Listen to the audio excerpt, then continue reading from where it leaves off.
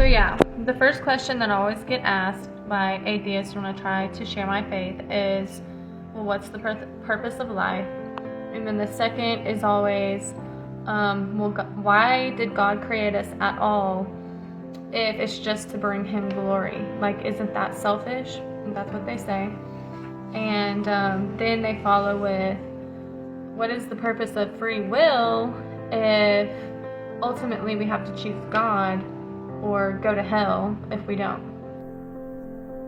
Hey, what's up? So essentially, all three questions, they center around purpose. So the first thing that you got to do is you got to set up the contrast and the dividing line, in other words, between theism and non-theism or atheism. The doctrine of atheism says that there is no God and that we're here by cosmic chance and that there is no ultimate purpose to life outside of the meaning that you give to your life. The doctrine of theism, before you get to the cross and before you get to the story of Christ, says that because there's a creator that made you for a purpose, there's a purpose to life. And then once you determine that a God exists, then you just have to follow the evidence to find what God you believe in and what that God says about the purpose of your life. But let me be perfectly clear. There can only be one true being that has the aseity to be called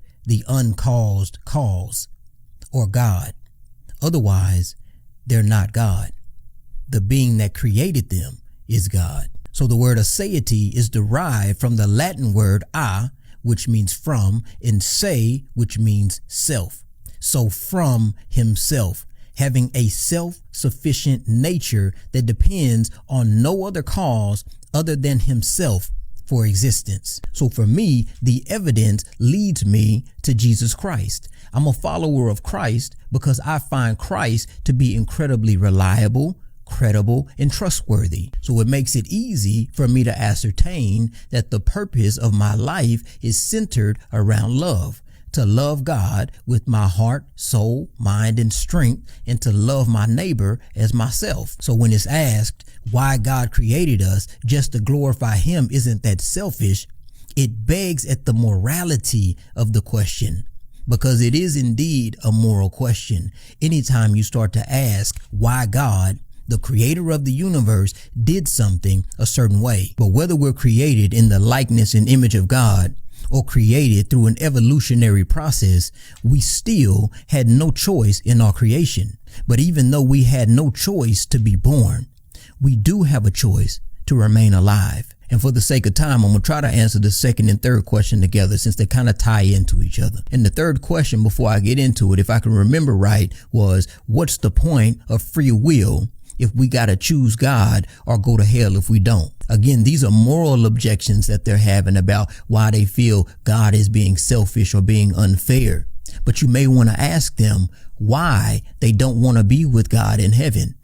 Peel back those layers to get to the truth of the objection. But I'm going to break this down pretty simple. Listen, there's only two options when you die. If God exists, you're either going to be with Him or you're going to be separate from Him. And that's ultimately what hell is, to be separated from God. The bigger issue is that God will not force you to be with Him in heaven against your will. So the point of free will is that you have a choice. But one thing that people got to understand is that your free will doesn't extend beyond your nature.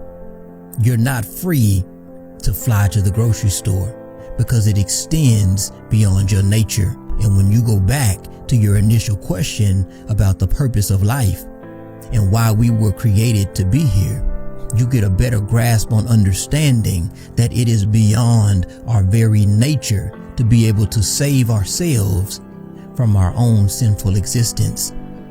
You need a savior for that. So if you're on the 100th floor of a burning building with no escape and you had no say as to why you were placed into that building to begin with, and a firefighter comes along to the window with a ladder and says, "Come with me, follow me, and I'll save you." At that moment, you have the free choice to follow the Savior or to stay in the building that's about to be burned to the ground. What are you gonna do? In a similar way, we live in this messed up and fallen world full of disease, destruction, and despair. And Christ holds out his hand of grace and mercy and says, come, follow me, and I'll save you. The question is, what are you gonna do? Because that choice has been freely given to you. Anyway, I hope this message helped. Peace.